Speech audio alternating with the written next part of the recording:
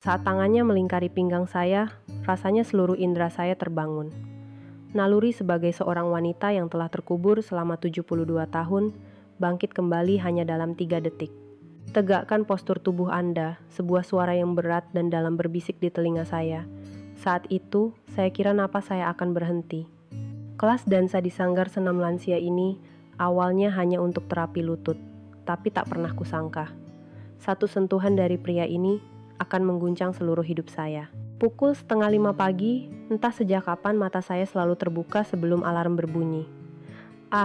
Ya, sejak suami saya meninggal dunia, sejak saat itu tubuh saya seolah menolak untuk tidur lelap. "Nenek, ayo bangun," suara Putri. Cucu saya yang berusia 7 tahun, menggedor pintu kamar. Sudah pukul 7 pagi. Rutinitas yang sama dimulai lagi. "Iya sayang, nenek keluar sekarang." Lutut saya terasa ngilu. Semakin parah jika cuaca akan hujan. Dan hari ini, sendi lutut saya kembali menjerit. Saat bercermin, saya bertanya-tanya, sejak kapan saya menjadi setua ini? Usia saya memang 72 tahun. Tapi berapa banyak waktu yang benar-benar saya habiskan untuk diri sendiri? Di dapur, saat menyiapkan sarapan, Bima yang berusia 5 tahun mulai menangis. "Nggak mau dibuatin mama." "Bima, mama kan sudah berangkat kerja. Nenek yang buatkan, ya." Tapi Bima terus menangis. Saya pun mulai lelah. Putri saya, Dewi, berangkat kerja pukul 6 pagi. Dan menantu saya, Agus, hampir tidak pernah di rumah karena sering kerja lembur. Setelah suami saya tiada, rasanya hampa tinggal sendirian di rumah yang terlalu besar ini. Kebetulan, orang tua Agus juga sudah lama meninggal, jadi kami pikir kami bisa saling menemani. 3 tahun yang lalu, kami memutuskan untuk tinggal bersama. Dengan begitu, saya bisa menjaga cucu-cucu, dan kami tidak akan merasa kesepian. Namun, pada akhirnya, mengasuh cucu sepenuhnya menjadi tanggung jawab saya. "Ibu pasti lelah, ya. Sabar sedikit lagi, ya," kata Dewi setiap kali ia pulang kerja. Sedikit lagi itu sudah berlangsung selama 3 tahun. Pukul 10 pagi, setelah mengantar Putri ke TK, saya membawa Bima ke taman bermain. Meskipun lutut ini sakit, saya tetap naik turun tangga perosotan untuk membantunya. "Nenek, ayo main perosotan juga." "Nenek tidak bisa, Bima. Lutut nenek sakit." Saat itulah saya tersadar. Tidak bisa, lelah, sakit. Semua kata yang keluar dari mulut saya adalah keluhan negatif. Sejak kapan hidup saya menjadi begitu pesimis? Menyiapkan makan siang, menidurkan Bima, melipat cucian, begitulah hari-hari saya berlalu. Pukul 3 sore, saat menjemput Putri, lutut saya terasa semakin nyeri. "Nenek, jalannya aneh," kata Putri. Saya terkejut.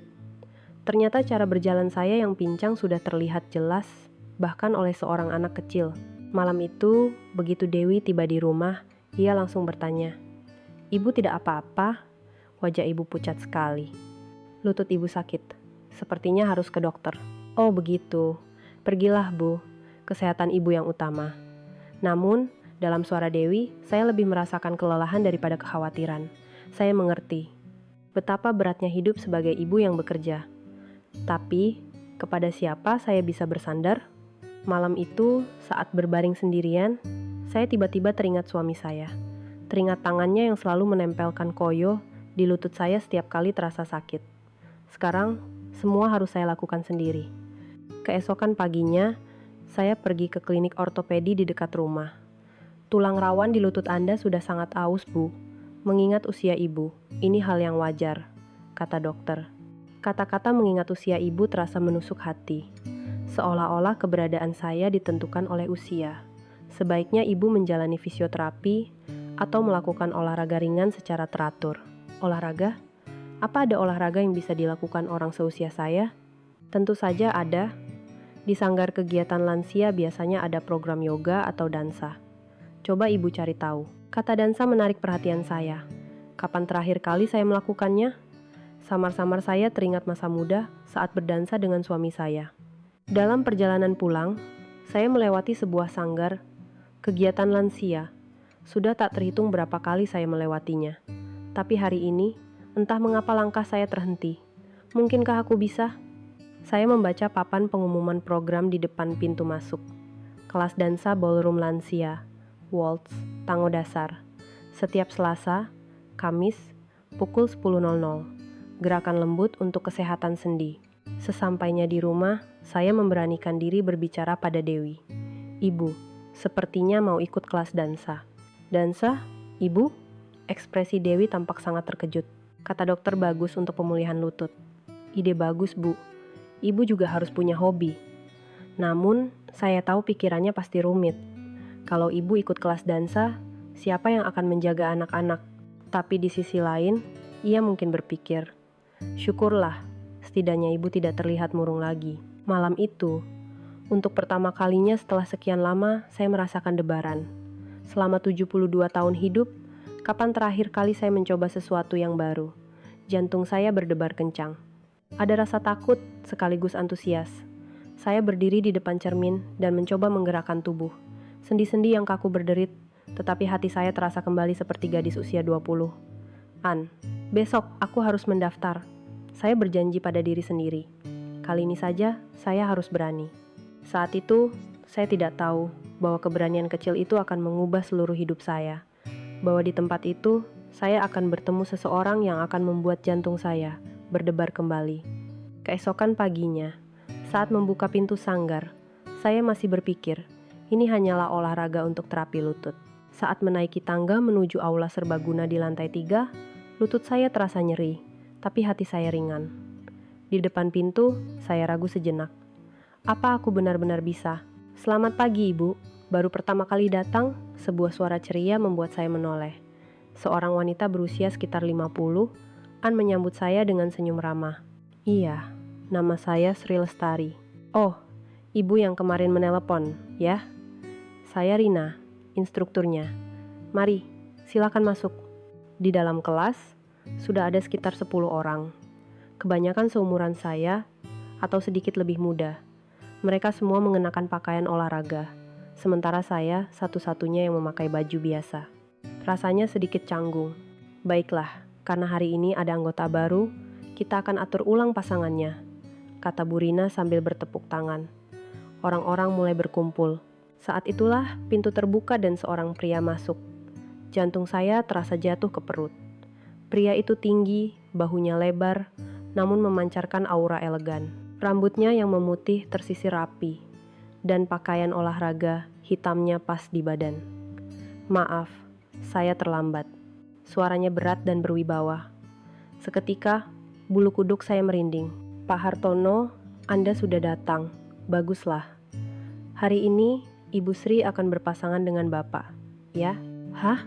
Tanpa sadar, suara kaget keluar dari mulut saya. Berpasangan dengannya, tiba-tiba tenggorokan saya terasa kering. Saya Hartono, senang bertemu dengan Anda, katanya sambil mendekat dan memberi salam dengan sopan. Dari dekat, ia terlihat lebih gagah. Sulit dipercaya usianya 74 tahun. Ia tampak jauh lebih muda, terutama sorot matanya yang dalam dan hangat. Sri Lestari, jawab saya dengan suara bergetar. Saya merasa aneh dengan diri saya sendiri. Bagaimana bisa seorang nenek 72 tahun merasa gugup seperti ini?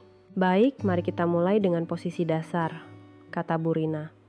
Pria letakkan tangan kanan di punggung wanita, dan tangan kiri memegang tangan kanan wanita. Sesuai instruksi, Pak Hartono dengan hati-hati meletakkan tangannya di punggung saya. Saat itu, waktu seolah berhenti. Kehangatan tubuhnya menjalar melalui blus tipis yang saya kenakan. Ini adalah sentuhan pria pertama yang saya rasakan dalam 5 tahun sejak suami saya meninggal. Seluruh tubuh saya terasa seperti tersengat listrik. Anda tidak apa-apa? Tanyanya khawatir saat melihat saya hanya diam membeku. Barulah saya tersadar. Ah, iya, tidak apa-apa. Padahal saya sama sekali tidak baik-baik saja. Jantung saya berdebar begitu kencang hingga saya takut ia bisa mendengarnya. Mungkin canggung karena baru pertama kali. Mari kita lakukan perlahan. Suara Pak Hartono begitu lembut, seolah menenangkan kegugupan saya. Sekarang giliran tangan kiri kami bersentuhan. Saat tangannya menggenggam tangan saya, getaran itu kembali mengalir. Tangannya terasa kasar namun hangat. Apakah ini benar-benar aku? Tanya saya dalam hati. Selama 72 tahun, kapan terakhir kali saya merasakan debaran seperti ini? Ah, ya, saat pertama kali bertemu suami saya di usia 20 tahun. Sekarang, Coba langkah dasarnya. Pria maju, wanita mundur. Pak Hartono melangkah maju dan saya melangkah mundur. Tapi, aduh, lutut saya terasa sakit. Aduh, ternyata masih sakit kalau bergerak. Anda tidak apa-apa? Kalau lututnya tidak nyaman, kita bisa pelan-pelan saja. Sepertinya Pak Hartono menyadari raut wajah saya. Betapa perhatiannya pria ini. Tidak apa-apa, sedikit pelan saja. Anehnya, berkat perhatiannya yang hangat, saya perlahan bisa mengikuti gerakannya dengan lebih alami. Wah, Ibu Sri cepat belajar ya, puji Bu Rina. Tapi yang membuat saya lebih terkejut adalah hal lain. Cara Pak Hartono memimpin begitu luwes, seolah kami adalah pasangan dansa yang sudah lama berlatih bersama. 1 langkah, 2 langkah. Awalnya lutut saya sedikit sakit, tapi saat mengikuti pimpinannya yang lembut, saya lupa akan rasa sakit itu. Meskipun langkah saya masih kaku, entah mengapa bergerak bersamanya terasa begitu nyaman. Setiap kali tangannya menuntun punggung saya dengan lembut, ada kehangatan yang menjalar di sudut hati saya. Coba samakan napas kalian. 1, 2, 3. Saat Bu Rina menghitung irama, kami perlahan bergerak membentuk lingkaran. Awalnya canggung, tapi lama-kelamaan menjadi lebih natural. Masalahnya, posisi kami terlalu dekat. Jika saya mendongak, dagunya terlihat. Sedikit lebih dekat lagi, dada kami akan bersentuhan. Aroma parfumnya yang lembut menguar. Begitu harum hingga membuat saya pusing. Sri, fokus. Ini cuma olahraga. Saya mencoba mengingatkan diri sendiri, tapi pikiran saya terus melayang. Siapa pria ini? Apakah istrinya masih ada? Kenapa ia belajar dansa sendirian? Coba lebih dekat lagi. Dansa ballroom itu tentang chemistry dengan pasangan, kata Bu Rina. Mendengar itu, Pak Hartono melangkah lebih dekat. Kini, dada kami nyaris bersentuhan. Napas saya tertahan. Dikelilingi oleh kehangatan dan aromanya, saya merasa seperti sedang bermimpi. Saya tidak percaya bisa merasakan emosi seperti ini. Bu Sri, jangan terlalu tegang. Percayakan pada saya dan ikuti saja, katanya lembut. Kata-katanya meresap hingga ke lubuk hati. Percayakan pada saya. Mengapa kalimat itu begitu mengguncang jiwa? Menjelang akhir kelas, kami sudah bisa melakukan langkah dasar dengan cukup lancar. Selama berdansa dengannya, saya benar-benar lupa akan rasa sakit di lutut. Tapi begitu kami melepaskan tangan, rasa ngilu itu kembali datang. Ternyata masih sakit. Tapi aneh, meski sakit, saya merasa kecewa karena kelas sudah berakhir. Terima kasih untuk hari ini, kata Pak Hartono dengan sopan. Saat tangannya terlepas, ada perasaan hampa yang aneh. Tidak, justru saya yang banyak merepotkan. Terima kasih sudah memimpin dengan baik. Untuk pemula, Anda sangat hebat. Sampai bertemu hari Kamis. Saya hanya bisa memandangi punggungnya saat ia mengambil tas dan pergi. Saya berdiri di sana untuk waktu yang lama. Aneh, jelas ini pertemuan pertama, tapi mengapa terasa begitu akrab? Mengapa sentuhan tangannya terasa begitu alami? Dalam perjalanan pulang, saya melihat pantulan diri di kaca jendela toko. Pipi saya merona merah, seperti gadis remaja yang baru pertama kali jatuh cinta. Sri, sadarlah. Umurmu sudah berapa? Saya mencoba menasihati diri sendiri, tetapi getaran di dada ini tidak mau reda. Sentuhan tangannya yang hangat dan suaranya yang lembut terus terngiang di benak saya. Malam itu, saya tidak bisa tidur. Bayangan saat-saat di kelas, dansa terus berputar di kepala. Getaran saat tangannya menyentuh punggung saya, debaran saat kami berdansa bersama. Akankah hari Kamis nanti sama? Akankah debaran ini berlanjut? Atau ini hanya perasaan sesaat? Saya tidak tahu.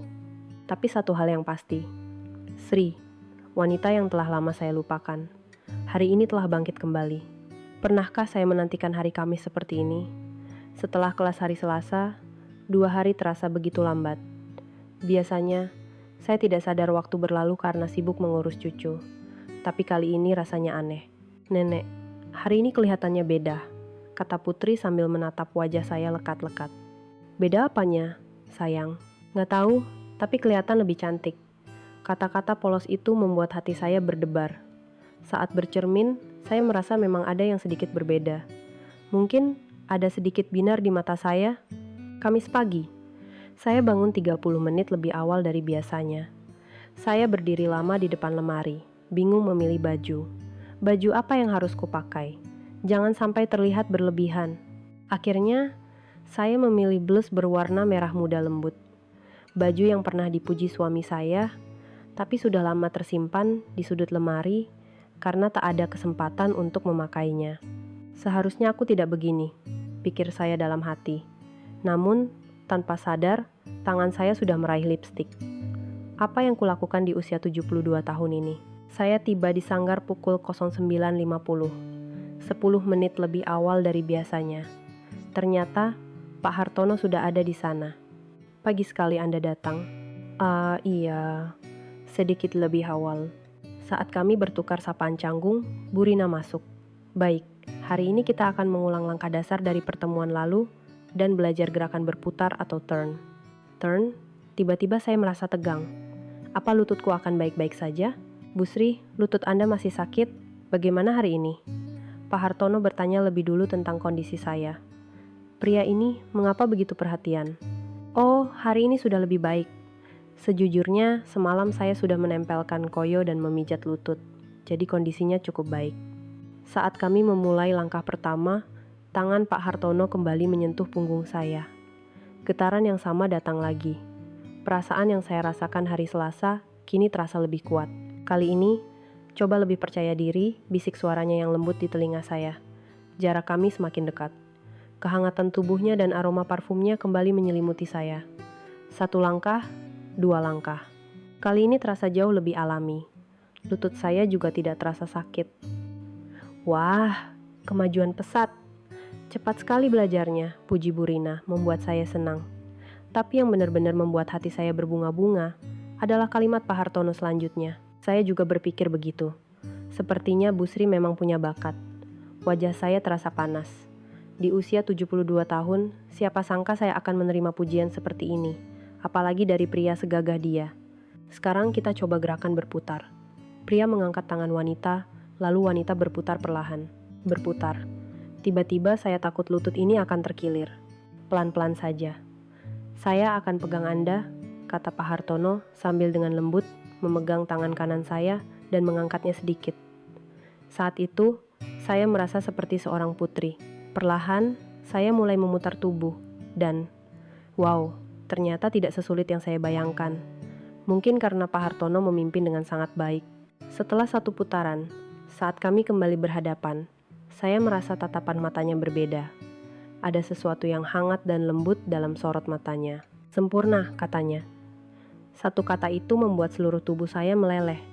Selama kelas berlangsung, kami menjadi semakin padu. Jarak yang awalnya canggung kini sirna. Napas kami pun seirama. Hari ini, Anda benar-benar hebat.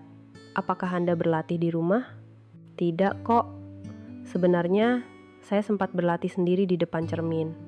Tapi tentu saja saya tidak bisa mengakuinya. Terlalu memalukan. Menjelang akhir kelas, Bu Rina berkata, "Minggu depan, kita akan coba menari dengan iringan musik." Semua orang tampak antusias, termasuk saya. Setelah kelas selesai dan orang-orang mulai pergi, Pak Hartono mendekati saya. Bu Sri, jika ada waktu, mau minum teh bersama. Jantung saya serasa mau copot. Minum teh? Dengan saya? Apa hal seperti ini benar-benar terjadi? Saya, tentu saja. Boleh. Di lantai 1 ada kafe kecil. Sebentar saja. Bagaimana saya bisa menolak? Kaki saya gemetar, tapi saya mengangguk. Kafe di lantai 1 ternyata cukup nyaman.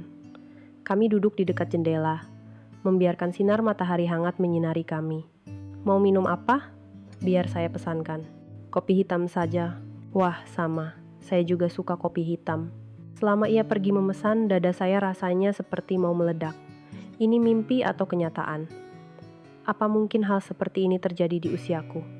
Pak Hartono kembali dengan 2 cangkir kopi dan duduk di seberang saya. Anda hebat sekali hari ini. Justru saya yang minta maaf karena masih kaku. Sama sekali tidak. Malah saya yang banyak belajar. Kami menyeruput kopi dalam diam sejenak. Suasana itu tidak canggung, malah terasa nyaman. Anehnya, rasanya seperti duduk dengan seorang teman lama. Bu Sri, apa ada alasan khusus Anda mulai belajar dansa? Karena lutut saya. Dokter menyarankan untuk berolahraga. Pantas saja waktu itu Anda terlihat kesakitan. Ternyata saya benar. Kalau Pak Hartono sendiri, kenapa ikut kelas dansa? Kira-kira sama. Awalnya untuk kesehatan, tapi ia ragu sejenak, lalu melanjutkan. Sebenarnya, karena saya merasa sangat terpuruk setelah istri saya meninggal. Saya pikir, saya harus mencoba sesuatu yang baru. Jadi dia juga sendirian. Tiba-tiba hati saya terasa pilu. Ternyata kami senasib. Anda pasti melewati masa yang berat. Saya yakin, Anda juga merasakannya. Kami saling memandang dan tersenyum. Tanpa perlu banyak kata, kami seolah saling memahami. Lalu, bagaimana rasanya setelah belajar dansa? Menyenangkan. Perasaan yang sudah lama terkubur, rasanya hidup kembali, kata Pak Hartono.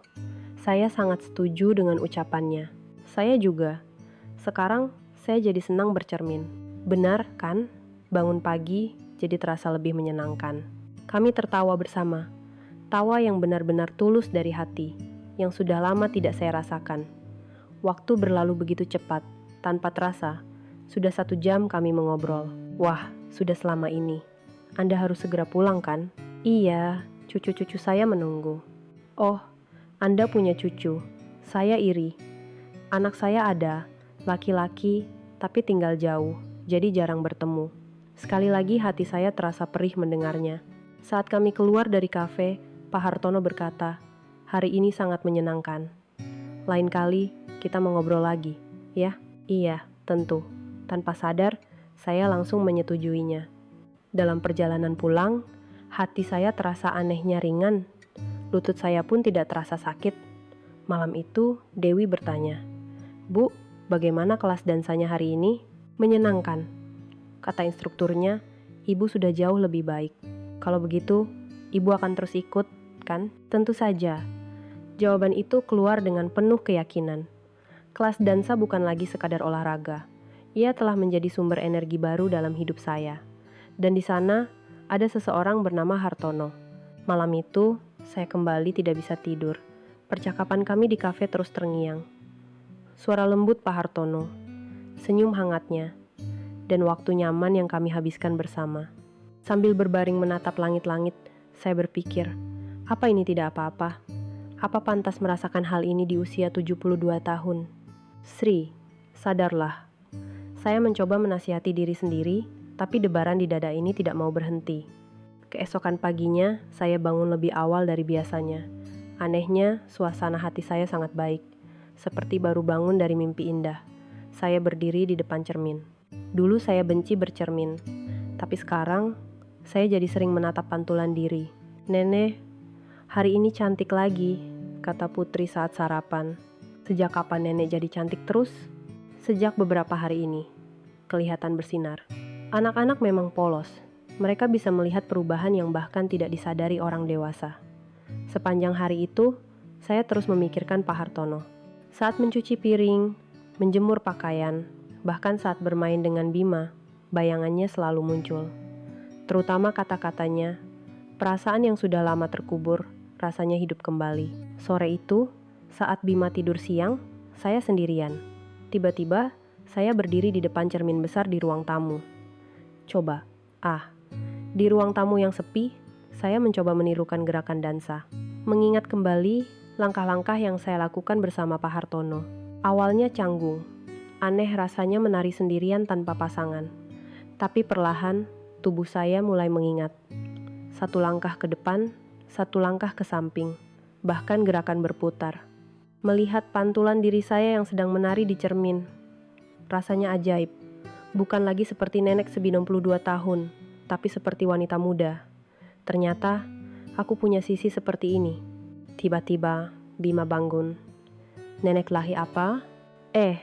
Ini. Lagi olahraga." "Aku mau ikut." Bima mulai menggerak-gerakkan tangan dan kakinya di samping saya. Pemandangan seorang nenek dan cucunya yang menari bersama mungkin terlihat lucu, tapi sangat menyenangkan. "Nenek jago menari." "Oh, ya? Memang nenek jago?" "Iya, kayak orang-orang di TV." Pujian tulus dari seorang anak membuat hati saya hangat. Sudah lama sekali saya tidak mendengar pujian. Malam itu, saya merapikan lemari. Memilih-milih baju yang akan saya pakai ke kelas dansa. Satu persatu, baju yang sudah lama tidak terpakai saya keluarkan. Kardigan kuning pucat, blus biru langit, rajutan krem. Kebanyakan adalah baju-baju yang pernah dipuji oleh almarhum suami saya. "Ibu lagi apa?" tanya Dewi yang baru masuk kamar. "Lagi beres-beres baju. Akhir-akhir ini ibu jadi lebih perhatian sama penampilan ya. Gara-gara kelas dansa?" Meskipun sedikit malu, saya menjawab jujur. Sepertinya begitu. Karena bertemu banyak orang, jadi lebih sadar penampilan. "Bagus dong, Bu. Ibu juga harus tampil gaya." Dewi tersenyum. Dukungan dari putri saya membuat hati saya lega. "Bu, apa di kelas dansa ada teman yang jadi akrab?" Tiba-tiba Dewi bertanya. Jantung saya berdebar kencang. "Teman akrab?" "Ya, hanya teman-teman sekelas saja." "Bukan begitu. Akhir-akhir ini raut wajah ibu beda. Kelihatan lebih bahagia. Mata seorang anak memang tajam. Sepertinya ia bisa melihat semuanya. Di usia senja begini, bertemu orang-orang baru memang menyenangkan. Itu bukan kebohongan. Tapi itu juga bukan seluruh kebenarannya." Malam itu, saya kembali sulit tidur. Terus teringat bahwa besok adalah hari Selasa. Hari di mana saya bisa bertemu Pak Hartono lagi. Di usiaku ini, saya mencoba menasihati diri, tapi sejujurnya saya sangat menantikannya. Keesokan paginya, saya bangun lebih awal untuk bersiap-siap. Saya mengenakan blus biru langit dengan kardigan krem. Saat bercermin, penampilannya tidak terlalu buruk. "Nenek, hari ini cantik sekali." Pujian dari putri membuat suasana hati saya semakin baik. Saya tiba di sanggar pukul 09.55. Pak Hartono sudah ada di sana. "Selamat pagi." Pagi sekali datangnya. "Iya, selamat pagi." Melihatnya saja sudah membuat jantung saya berdebar lebih cepat. Aneh, padahal baru hari Kamis lalu kami bertemu. Tapi rasanya ia terlihat lebih tampan. "Warna baju Anda hari ini bagus sekali," katanya, memuji pakaian saya.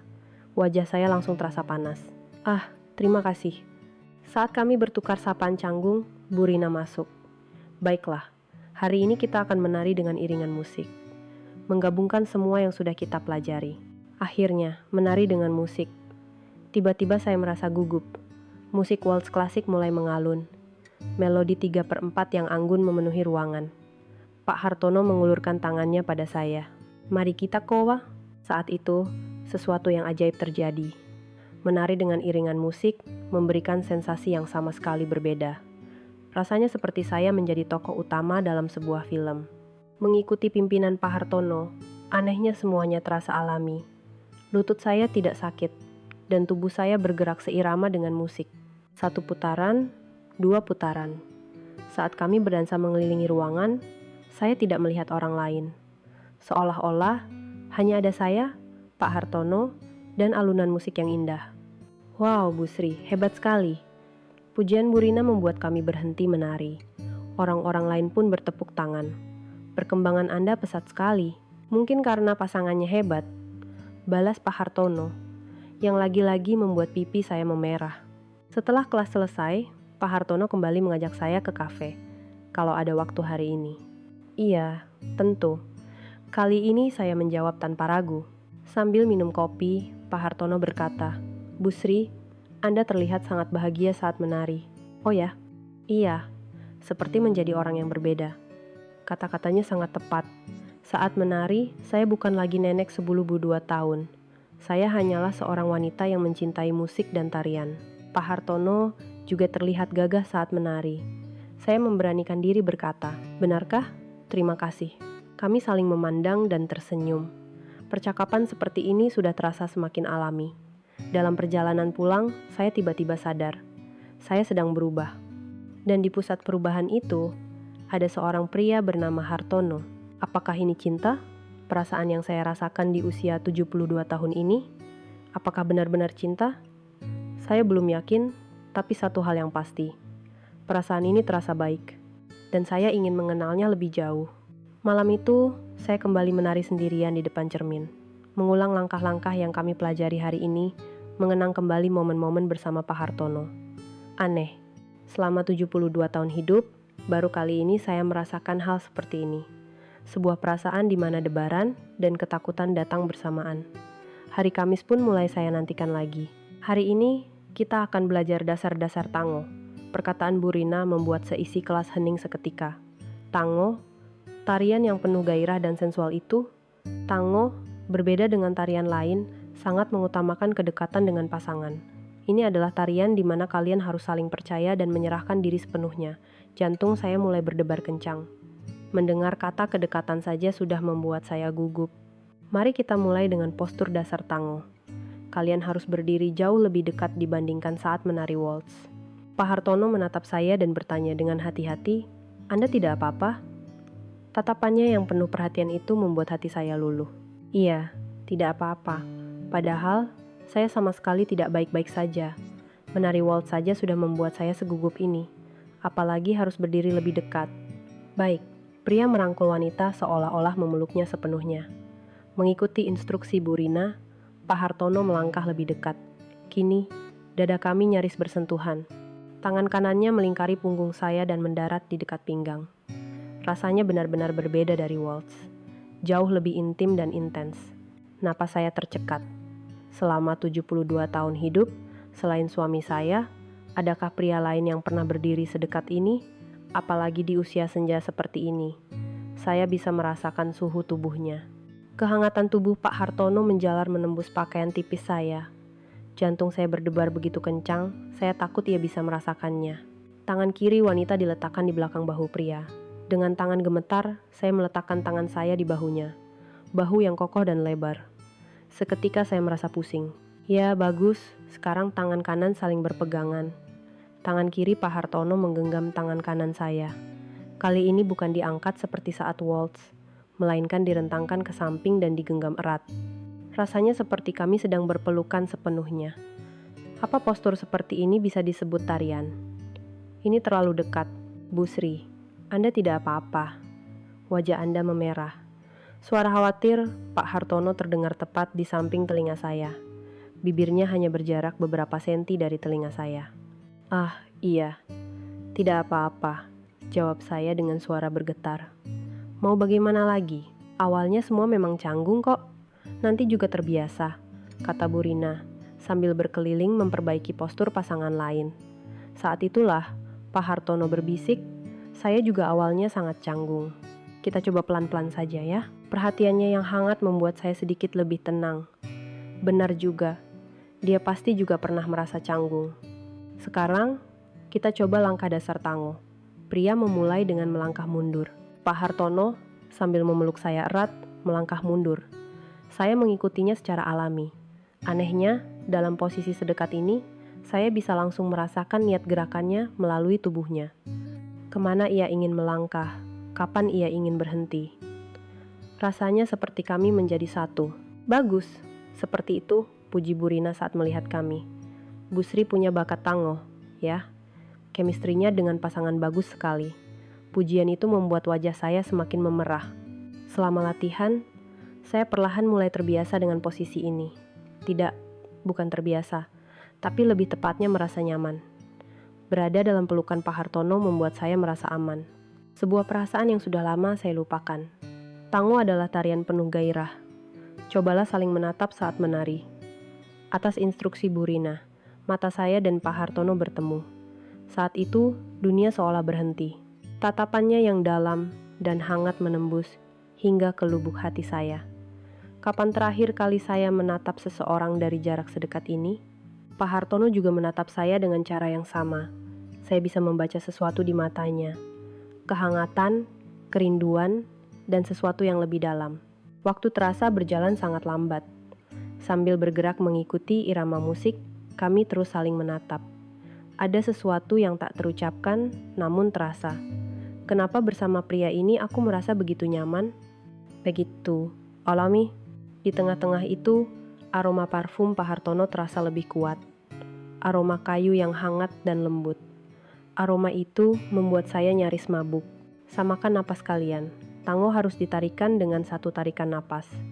Mengikuti arahan Bu Rina, kami mencoba menyamakan napas. Naik turun dadanya terasa langsung di tubuh saya. Aneh, sedekat ini, tapi tidak terasa risih. Justru, saya ingin lebih dekat lagi. Serahkan tubuh kalian pada musik. Jangan berpikir, tapi rasakan. Gerakan kami menjadi semakin alami.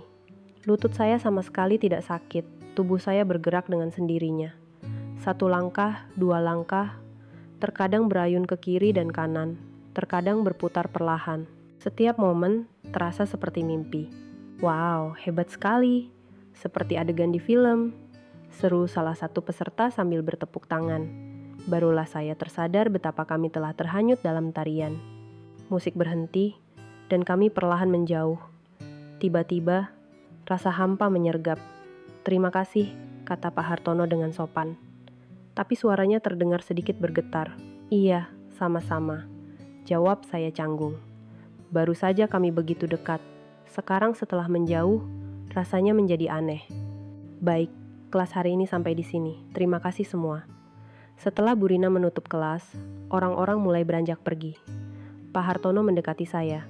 "Tarian tadi, sungguh luar biasa."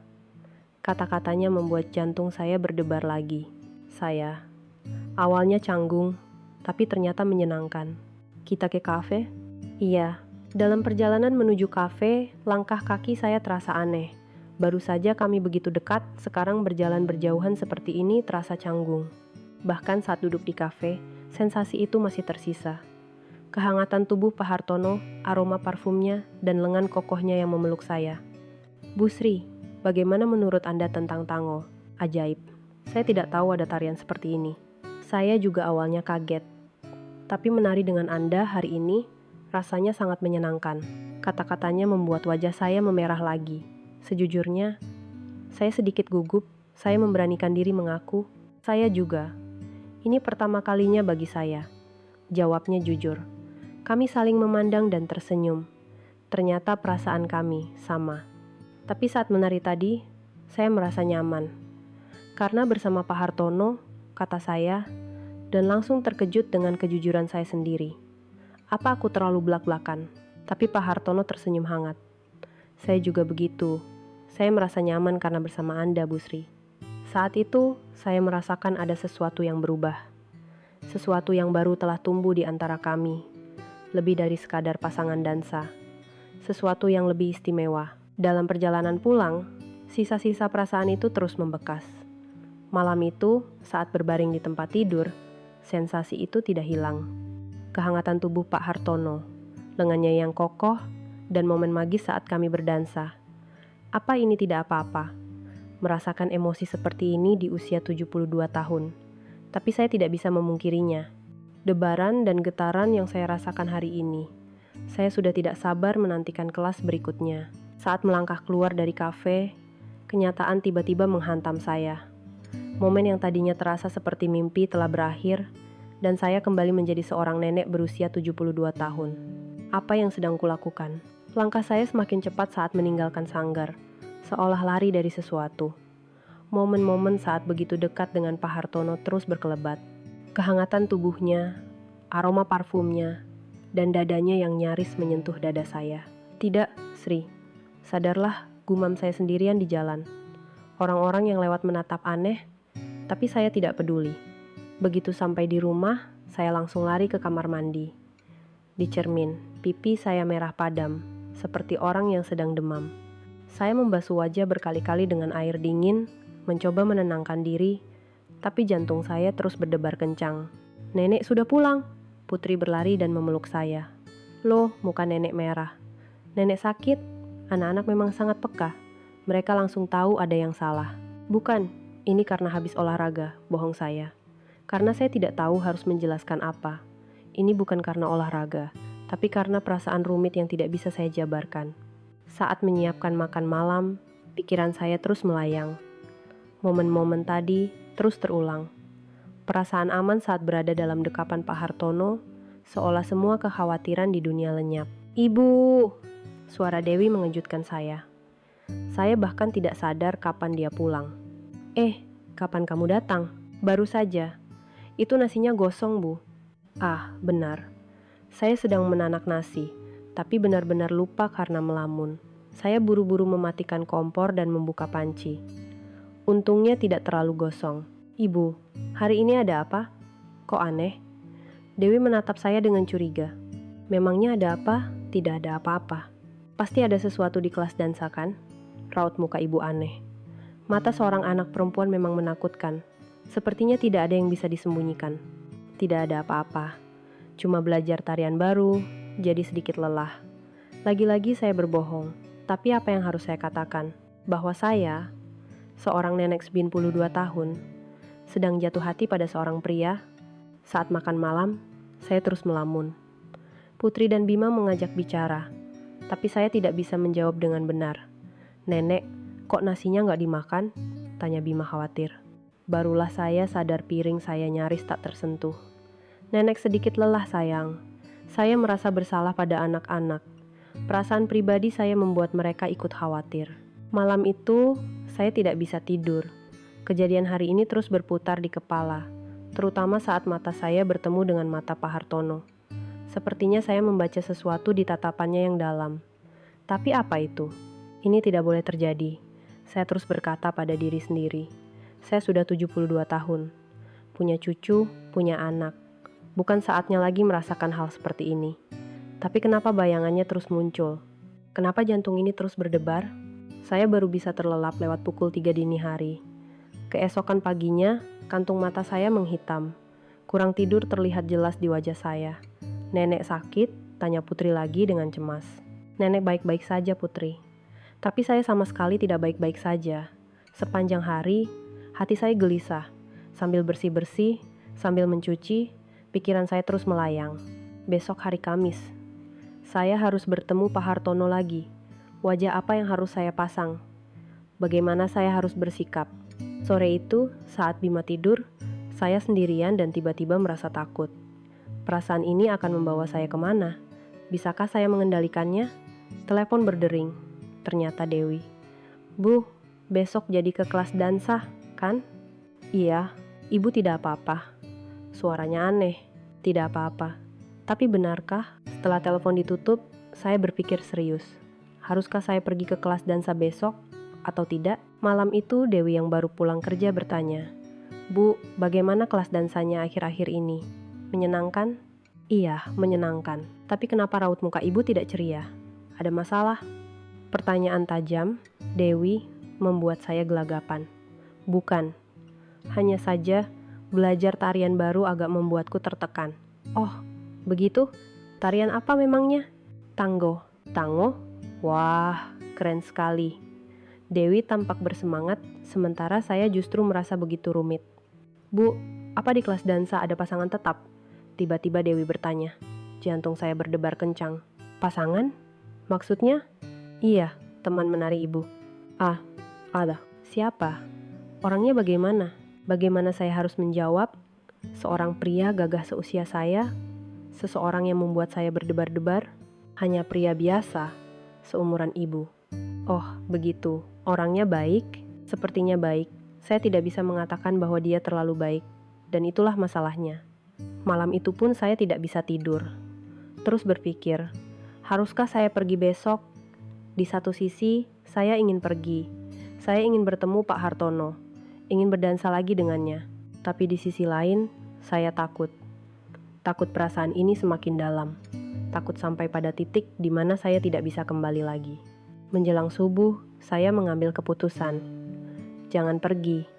Ya, besok saya memutuskan untuk tidak pergi ke kelas dansa.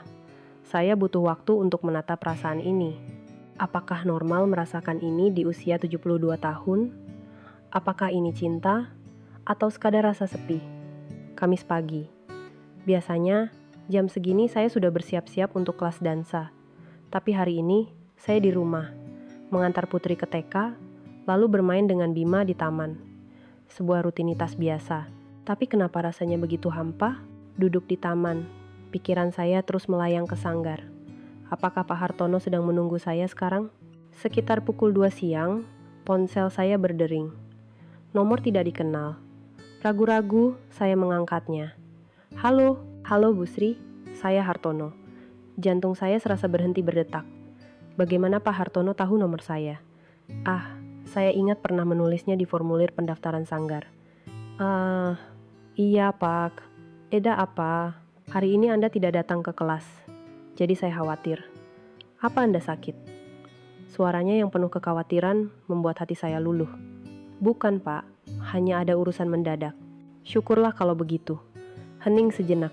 Bu Sri, apa saya melakukan kesalahan? Suaranya yang hati-hati membuat saya merasa tidak enak. Bukan, Pak. Bukan seperti itu. Kalau begitu, apa hari Selasa depan Anda akan datang? Bagaimana saya harus menjawab? Sejujurnya, saya ingin bertemu dengannya, tapi saya takut. Iya, mungkin, jawab saya ragu-ragu, lalu menutup telepon. Setelah itu, saya duduk termenung untuk waktu yang lama. Pak Hartono juga mengkhawatirkan aku. Pikiran itu membuat hati saya hangat, sekaligus semakin bingung. Apa yang harus saya lakukan? Perasaan ini harus diapakan? Hari Selasa, saya kembali tidak datang ke kelas dansa. Saya mematikan ponsel. Takut Pak Hartono menelepon lagi. Tapi di sudut hati, saya terus merasa gelisah. Apa yang akan dia pikirkan tentang saya? Apakah dia akan menganggap saya aneh karena tiba-tiba menghilang? Saat pulang dari mengantar Putri ke TK, saya berjalan pelan sambil menggandeng tangan Bima, tenggelam dalam pikiran. Tiba-tiba, saya melihat seseorang berjalan dari arah berlawanan. Siluet yang familiar. Tinggi, dengan bahu lebar. Pak Hartono. Jantung saya serasa mau copot. Bagaimana bisa dia sampai di sini? Bu Sri. Suaranya terdengar. Hangat namun sedikit bergetar. Pak Hartono. Bagaimana? Saya bertanya alamat Anda di sanggar. Saya khawatir. Tampaknya pihak sanggar memberikan alamat saya. Mungkin karena melihat betapa khawatirnya dia. Nenek, kakek ini siapa? Tanya Bima sambil menatap Pak Hartono. Ini, kakek teman menari nenek di sanggar. Wah, tinggi ya. Halo kek, sapa Bima dengan ceria. Pak Hartono berjongkok untuk menyamakan tingginya dengan Bima. Halo jagoan, kamu Bima, ya? Kata nenekmu, kamu anak yang pintar. Kakek juga menari sama nenek? Iya. Nenekmu jago sekali menarinya. Kakek jadi banyak belajar. Sikap ramah Pak Hartono membuat hati saya kembali goyah. Bu Sri, apa? Kita bisa bicara sebentar? Tanyanya hati-hati. Ada Bima di sini. Tentu tidak bisa bicara yang sensitif. Bima, kamu pulang duluan ya. Nenek mau ngobrol sebentar dengan kakek. Oke, Nek. Kakek, lain kali main lagi ya. Sepertinya Bima menyukai Pak Hartono. Kami duduk di bangku taman dekat kompleks perumahan. Hening yang canggung menyelimuti kami. Bu Sri, apa saya melakukan kesalahan? Pak Hartono membuka percakapan. Bukan, Pak. Bukan begitu. Lalu, kenapa Anda tiba-tiba tidak datang? Saya benar-benar khawatir. Kekhawatirannya yang tulus membuat hati saya sakit. Saya juga tidak tahu. Jawab saya jujur. Saya benar-benar tidak tahu mengapa semua ini begitu rumit. Pak Hartono berpikir sejenak, lalu berkata, Bu Sri, apa Anda merasa tidak nyaman karena saya? Mungkin saat kita menari tango waktu itu, dia juga mengingat momen itu. Bukan tidak nyaman, tapi bagaimana saya harus menjelaskannya? Bahwa bukan tidak nyaman, tapi karena terlalu menyenangkan sampai saya takut. Sebenarnya, saya sangat menikmatinya. Kata-kata itu keluar begitu saja dari mulut saya. Mata Pak Hartono berubah. Kalau Anda menikmatinya, kenapa itu jadi masalah? Saya melanjutkan. Apa pantas? Di usia 72 tahun, saya merasakan hal seperti ini. Saya punya cucu, punya anak. Apa tidak apa-apa saya memiliki perasaan seperti ini? Pak Hartono menatap saya lama, lalu berkata pelan. Bu Sri, usia boleh menua, tapi hati tidak. Kata-kata itu menusuk jauh ke dalam sanubari. Saya juga. Setelah istri saya meninggal 3 tahun lalu, saya hanya sekadar hidup. Hanya bertahan dari hari ke hari. Suaranya terdengar sendu. Tapi setelah bertemu Anda, Bu Sri, saya merasa hidup kembali. Jantung saya mulai berdebar kencang.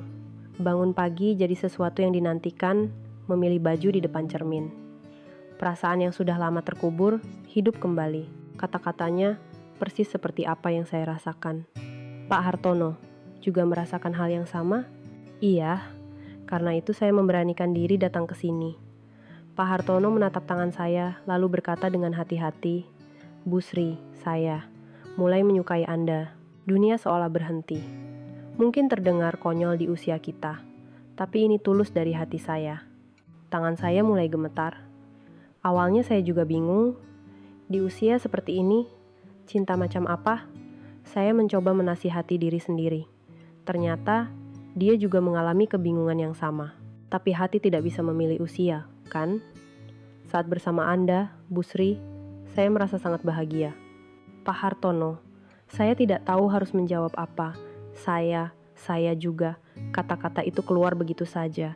Itu bukan kebohongan, tapi saya takut. Takut merasakan ini di usia senja. Takut apa kata orang? Bukankah kita lebih penting dari apa kata orang? Perkataan Pak Hartono membuat saya berpikir dalam. Bu Sri, maukah Anda bersama saya? Apakah ini sebuah lamaran? Di usia 72 dan 74 tahun, Anda bisa memikirkannya perlahan. Tapi perasaan saya tulus. Tatapannya yang serius membuat hati saya luluh. Tolong, kembalilah ke kelas dansa. Melihat Anda menari adalah saat paling membahagiakan bagi saya. Kata-kata itu nyaris membuat saya menangis. Pak Hartono, saya takut. Saya mengakui perasaan saya yang sebenarnya. Apakah cinta memang semengerikan ini? Jantung berdebar itu menyenangkan, sekaligus menakutkan. Saya juga. Tapi bagaimana kalau kita hadapi ketakutan ini bersama-sama, bukan sendirian? Pak Hartono dengan lembut menyentuh tangan saya. Hangat, kita jalani pelan-pelan. Tidak perlu terburu-buru, sambil saling memahami perasaan masing-masing. Kata-katanya yang penuh pengertian membuat hati saya sedikit lebih tenang. Baiklah, saya akan kembali ke kelas dansa, kata saya. Benarkah? Wajah Pak Hartono langsung cerah. Iya, karena saya suka menari, dan lebih suka lagi karena bersama Anda. Kami saling tersenyum. Kalau begitu, sampai bertemu hari Kamis? Iya. Saat kami bangkit dari bangku, Pak Hartono berkata, Bu Sri, jatuh cinta di usia kita bukanlah hal yang aneh. Justru, itu adalah sebuah anugerah. Kata-kata itu membekas lama di hati saya. Dalam perjalanan pulang, hati saya terasa jauh lebih ringan. Perasaan yang tadinya rumit, perlahan mulai terurai. Malam itu, Dewi bertanya, Bu, hari ini kelihatannya ceria sekali? Iya, sedikit. Jadi, Ibu akan kembali ke kelas dansa? Tentu saja. Kalau Ibu bahagia, aku juga ikut senang.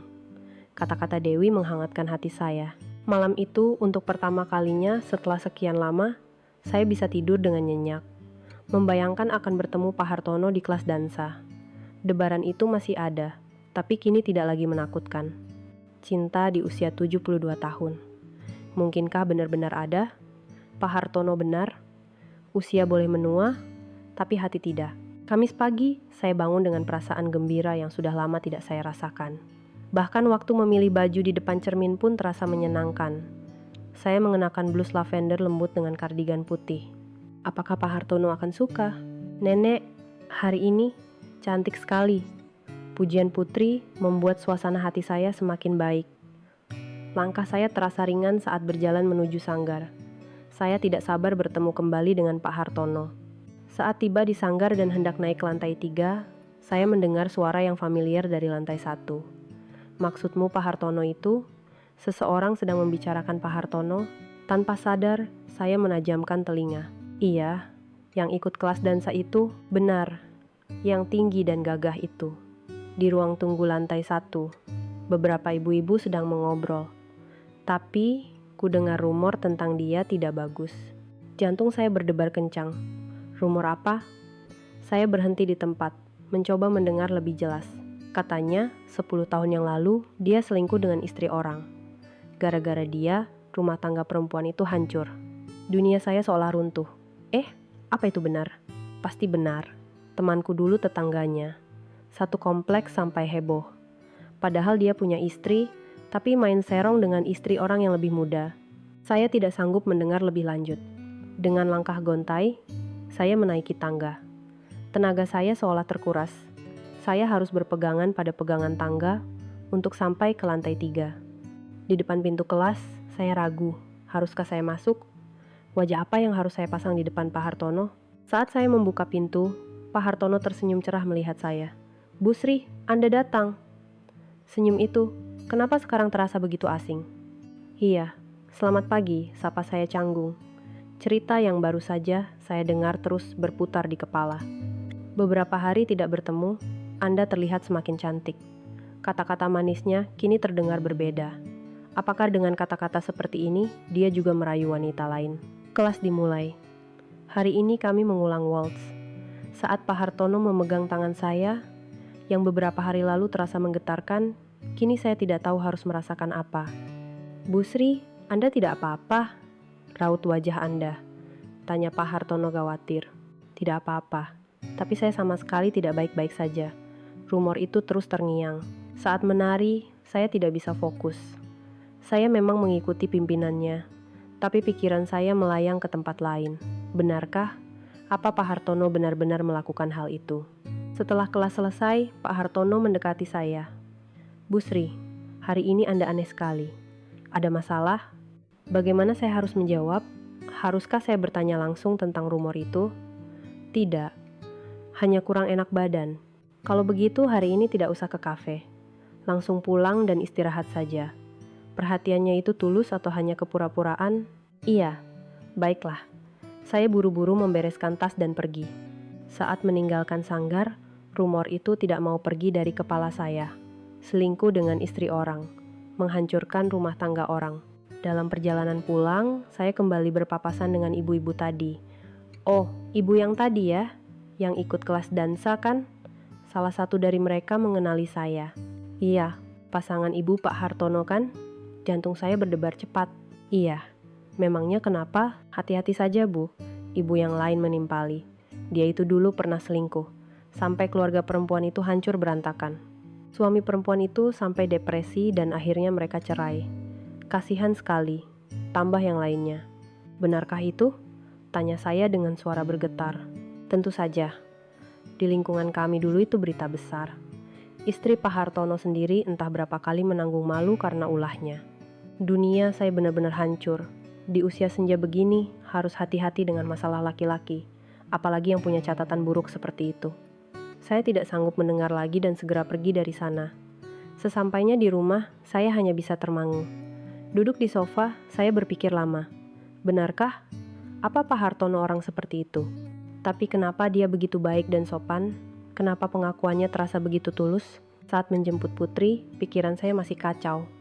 "Nenek, kenapa diam saja?" "Tidak apa-apa, Putri. Nenek hanya sedikit lelah. Tapi ini bukan lelah. Ini rasa kecewa dan perasaan dikhianati." Malam itu, Dewi yang baru pulang kerja bertanya, "Bu, bagaimana kelas dansanya hari ini?" "Biasa sah." "Loh, beberapa hari yang lalu ibu begitu semangat." "Kenapa? Bagaimana saya harus menjelaskannya? Bahwa saya mendengar rumor mengejutkan tentang pasangan dansa saya? Hanya sedikit lelah." Dewi menatap saya dengan ekspresi aneh. Malam itu, saya kembali tidak bisa tidur. Semua sikap Pak Hartono terbayang kembali. Senyum ramahnya, kata-katanya yang penuh perhatian, pengakuannya yang tulus. Apakah semua itu bohong? Atau perkataan orang-orang itu yang berlebihan? Tapi kata pepatah, tidak ada asap kalau tidak ada api. Menjelang subuh, saya mengambil keputusan. Ini tidak bisa dibiarkan. Saya harus mencari tahu kebenarannya tentang Pak Hartono. Tapi bagaimana caranya? Haruskah saya bertanya langsung padanya? Keesokan paginya, ada pesan masuk di ponsel saya dari Pak Hartono. "Bu Sri, kemarin Anda terlihat kurang sehat. Apa hari ini sudah baikan? Jangan terlalu lelah, banyak istirahat ya."